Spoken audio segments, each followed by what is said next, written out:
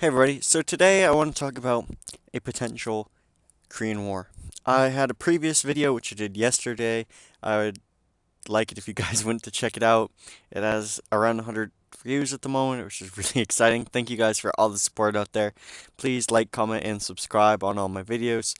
Uh, but first, let's dig right into this. So, first of all, the first things you need to realize between South Korea and North Korea is they're two vastly different countries with very similar names. So, North Korea and South Korea. South Korea is exponentially richer, has about twice the population, is a first world, fully developed Western style nation. North Korea, well, is not. It's poor, it has a rather large military for its size, but as a result, it has low GDP per capita, low life expectancy, low literacy. The statistic here is meant to be a joke. They're not well fed.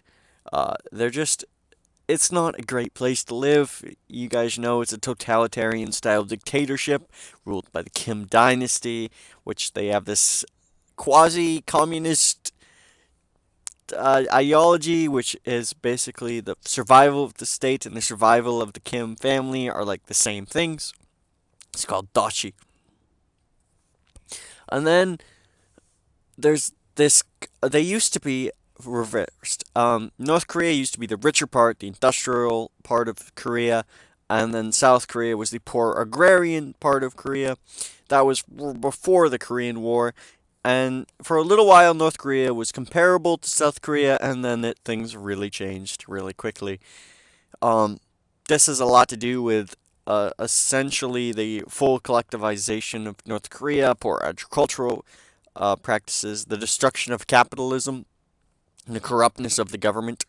So this is part of the thing. So on a sheer numbers basis, in the beginning, North Korea would have the upper hand, and then that would quickly erode as South Korea's technological and superior manpower advantages would overcome this. However, it is not North Korea and South Korea alone. There would be huge amounts of Western allies. So essentially, most of Europe, the United States, Japan, Australia, New Zealand, and maybe a lot of the third world countries would come to the aid of South Korea and would help to reconstruct South Korea after the war and also the integration between North Korea and South Korea. I'll actually do a video on what would be necessary to have a unification event occur after this potential war.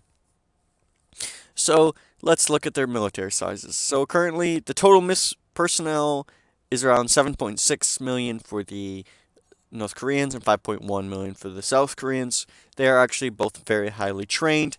There's about a million active for North Korea, and I think it is a few 100,000 less for the South Koreans.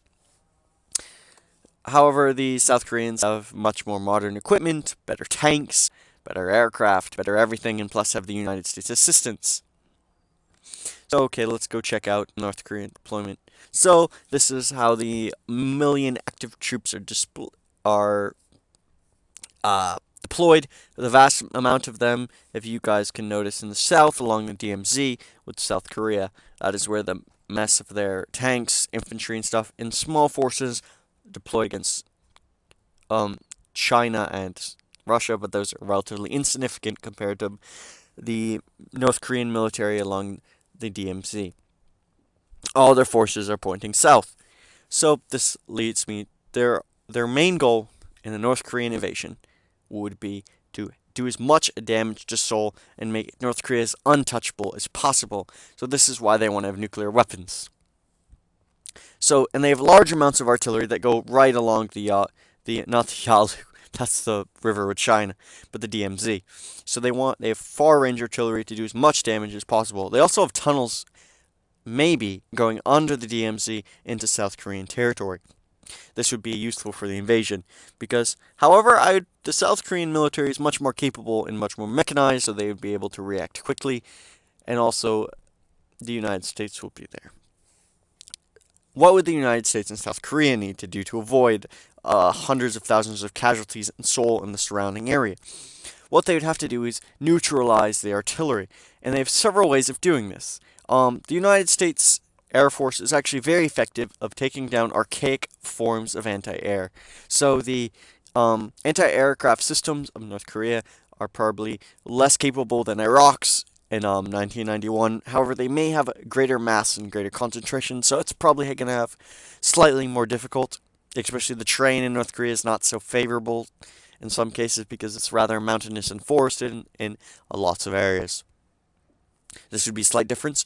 However, the arms are just as antiquated as Iraq's. However, there's one thing the North Koreans have the Iraqis don't have is lots and lots of motivation. The troops are well trained and assuming they're going to have a lot of motivation. However, I think the motivation will be quick. At first, they'll be very loyal to North Korea, and I think as soon as they're exposed to Western technology, this will change. But this is just speculation. So the goal for the United States would be to use the Tomahawk cruise missiles and their advanced aircraft systems to do as much damage to the artillery as possible. However, there is an issue. There is not a lot of US troops deployed to South Korea. There's not enough equipment to do so. So right now, it's just essentially a deterrent, but it would not be effective enough. So the United States would need to do some build-up, need more aircraft carriers, more aircraft in the region in order to neutralize the artillery on the DMZ. Also, the infantry and tank would be less effective. I think the South Korean military would be capable of stopping them. So let's look at the aircraft. So they have over 800 combat aircraft, 300 helicopters. It seems a lot, but I think they'll be pretty ineffective against modern F-16 fighters from South Korea, and there will be quickly deployed F-22s, F-15s. These will easily destroy the antiquated North Korean Air Force, which is, I think, predominantly MiG-21s. I could be wrong, MiG-21s, MiG-23s. They have some modern and MiG-29s, but they are old and antiquated and would be easily shut down. So I think the North Korean aircraft are relatively ineffective. So this graphic shows the United States resources in the region and the Chinese resources in the region. So the United States has the U.S. Ace Pacific Fleet, which has an aircraft carrier, all support equipment, would be there to help. That would be necessary in stopping the North Koreans quickly before they did a lot of damage. They also have 25,000 troops in South Korea, and there's also I think 80,000. No wait, it's 35,000. I don't know how many are in Japan, but there's quite a few. So these troops would be deployed to South Korea as quickly as possible. We also have Guam. So there'd be funnelings of troops into South Korea, and this would need to happen rapidly in order to stop a huge amount of casualties. But I don't think that's possible at the moment. I don't think we have enough troops in order to stop a huge amount of casualties, so it's incredibly risky to go to war with North Korea at our current setting, so we need to build up. I think the United States has the military capability, but doesn't have the capability within the region in order to stop huge casualties. There's also China, which is a wild card. China has lots of troops on the border and would easily crush the North Koreans if they wanted to invade from the north, as you could see in a previous graphic, which they might do in order to stop the United States from overwhelming North Korea, or they could join North Korea like in the Second Korean War, but I have no idea.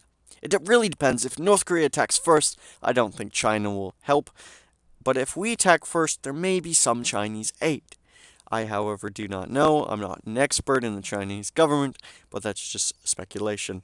So I think there would be lots of casualties the first day, and then there would be an end-up Allied victory, and cleaning up the mess would be difficult, and unification would also be difficult, as there would be years and years of malnourishment, and the North Korean people are probably pretty scarred.